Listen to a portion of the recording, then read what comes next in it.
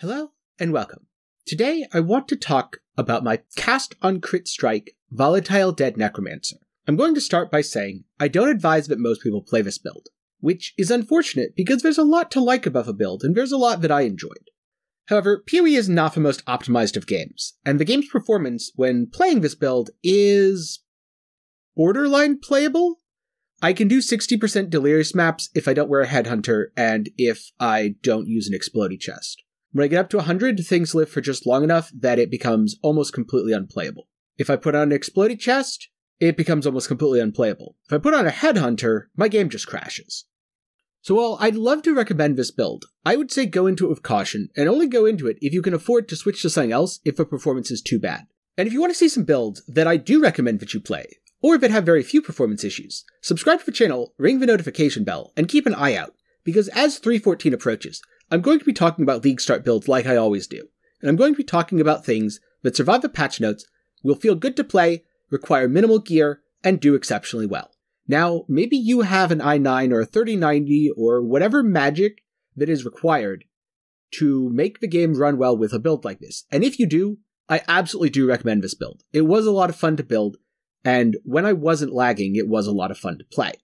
Overall, the build is not really specialized. It's a generalist build. It's pretty good for mapping, it's pretty fast at it, it clears pretty well, it can do delirious content, it's pretty good at bossing.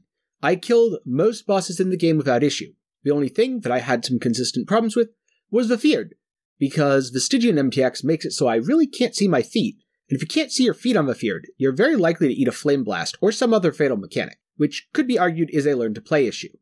Taking off the MTX helped a little bit, but there are still definitely more deaths than I would have liked to things like that where I just didn't see the mechanic beneath my feet. On the other hand, things like Maven, Cirrus, and Uber Elder were all really easy, and the build handled them no problem, even when I didn't really have enough Chaos Res to tank things on Cirrus as well as I should. Now the build's main recovery mechanic is the Watcher's Eye, which means it handles a lot of content a lot better than builds that are entirely reliant on Leech or Regen. It has some Leech, and it has some Regen.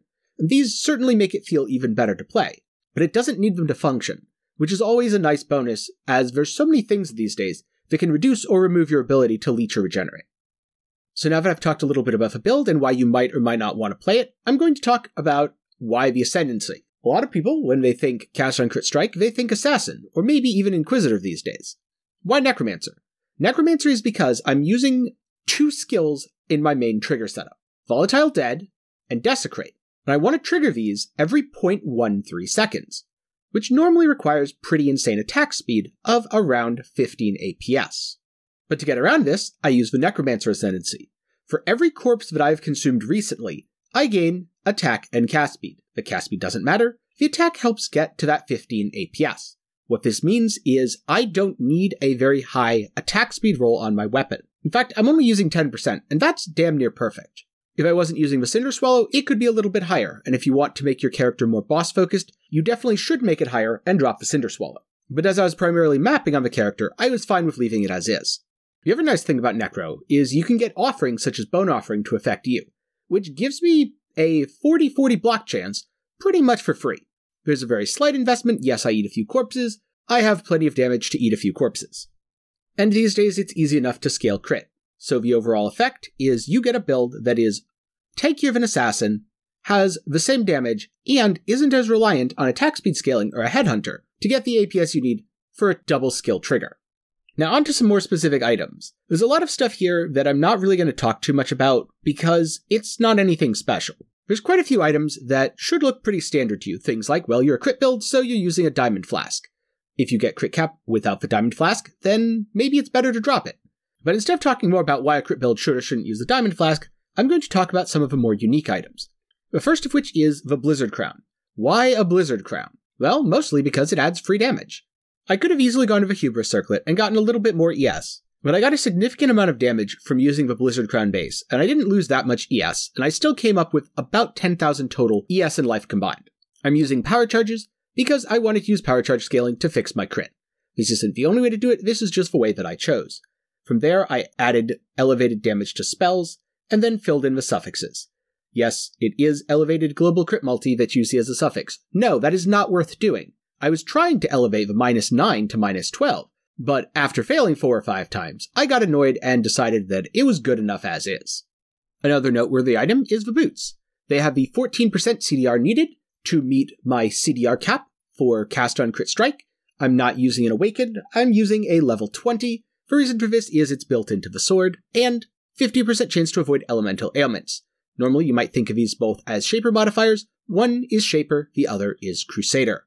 So these are very nice boots for any cast on crit strike build. You might need 20 instead of 14. All depends on which version of a build you're doing, and if you're using Awakened or not. There's a very nice Reddit thread that I will link down below that has the exact cooldowns that you would need, and their respective attack speed caps. Speaking of, what about the weapon? The weapon is something that I rolled with Deafening Essence of Woe. I rolled it until I hit the level 20 cast on crit strike, and a removable or empty prefix, which in my case was, I believe, fizz damage, and then I used Augment Attack, Add Remove Attack, until I got the melee move skills. From there, I then remove Attack, and then add Crit, because I wanted Crit on it. Yes, I could have lost the melee move skills, but I could have just removed Add Attack spammed until I got it back. Not a big deal. It also had attack speed on it already. In fact, it had a tier 1 attack speed, which I then had to spend 16x to remove because it was too high and I was going to overcycle. That made me real sad. Now, I've talked about some nice items, and there's quite a few more nice items on the build, but do you need them? Well, not really. You need the weapon, or you need a similar weapon. It has to have hits can't be evaded, it should have cast on crit strike, it probably should have spell damage. Now, you don't absolutely need the ring, but I strongly advise having the ring since that's a large part of how the build caps out its crit on single target and on bosses, using the Assassin's Mark to scale the crit, and combining that with the power chargers and other generic crit scaling.